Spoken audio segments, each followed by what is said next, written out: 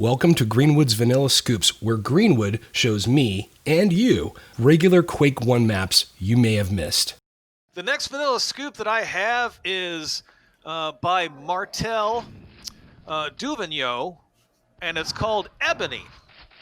It came out in 1990. It's a very cool little small metal map. As far as enemy count, on easy it's 17. On normal 27, and on 40 on hard it's 40 enemies. So you can just tell, if normal is like 27 enemies, it's a pretty small little map. I'd say it's a cool little bite-sized metal map. But what it lacks in just sheer amount of enemies, it makes up for in just brutal setups. 6 secrets. And I would say that's probably one of the biggest strengths of this map is there's some really clever secrets that he has in this map. Without, I don't know, how much should I give away? I don't know. You don't. I'm not even really a stickler about it, to be honest with you. But it is a short map. Well, just I don't know. I would say just make sure you explore the map.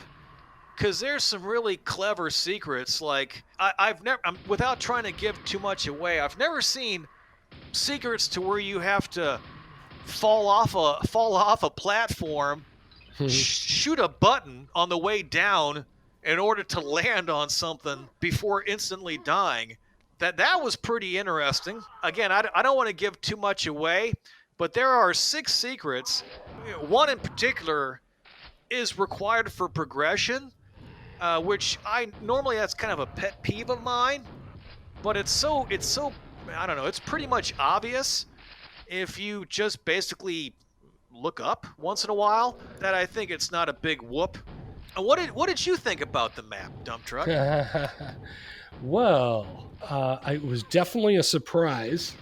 I liked it. I don't know why I liked it, because it has things that that would frustrate normally. So there is an insta-death kind of trap if you're not paying attention. I wasn't playing exceptionally well this morning, so I died even more than I normally do. And I gotta say, there's one. Maybe you won't spoil this, but there's one area that you go down and there's a button that you can shoot and it turns off the lights. But I didn't get what was going on. What was up with that? Did you do that? You know what I'm talking about? Mega health. I'm not giving anything away because there's mega health down there. It's right at the gold key. So there's 2 ramps, a gold key door, I should say. Yeah. You go up to the gold key door. There's a ramp up, and some fun ensues after that. And then there's a ramp that goes down along the sides of it that the viewers are probably watching right now. But anyway, what did I miss? Why are you turning out the lights? I don't know. My whole thing was basically survival. On the demo that I sent you, it was maybe a short playthrough, but I mean I got through it without getting killed, and that was basically my objective on the demo. And then I went back later, and in fact I actually did like a no clip to look around trying to find some of these secrets, because again, there's some really clever evil little secrets in the map, which I thought was the light. I think the turning off the light thing I thought was rather interesting too. Maybe that was to like help hide yourself from the fiends, I guess. I'm not sure. That wouldn't have worked. I mean, once they're alerted, they can see you. I thought that was funny. But you could get down to that before getting them spawning in. But I don't honestly, from what I've read here and there, most Quake enemies have no problem with absolute darkness. So I don't know how that would work. Yeah, I'm definitely was really wondering what was going on there. So maybe hey, it's a good map and there's a lot of fun stuff in it. So it's definitely worth playing, but just be ready to have things that we would normally tell mappers, don't do that. Do not do that. Don't instantly kill your player. Because the puzzle over the lava, um, again, people are going to be seeing this because we're talking longer than it probably takes to play the map. But yeah, that was kind of cheap, man.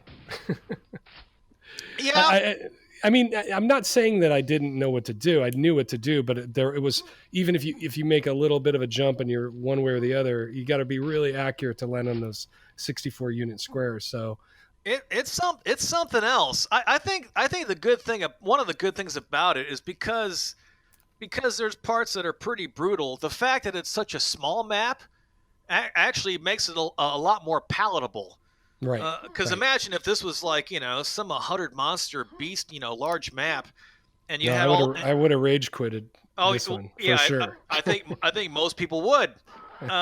So and then one thing I saw on the notes, which I thought was kind of impressive.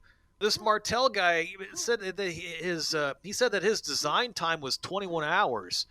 So I thought that was pretty impressive to make a cool little metal map with all these little secrets and what have you in such a short amount of time. I thought it was a cool little. Again, it's a neat little bite-sized metal map, and if for anybody out there that likes metal maps or maps that have a lot of traps or like interesting ambushes, I'd say check it out. It's pretty cool. Now if that's not your cup of tea, you might want to stick with something a little bit more easier on the nervous system, I guess.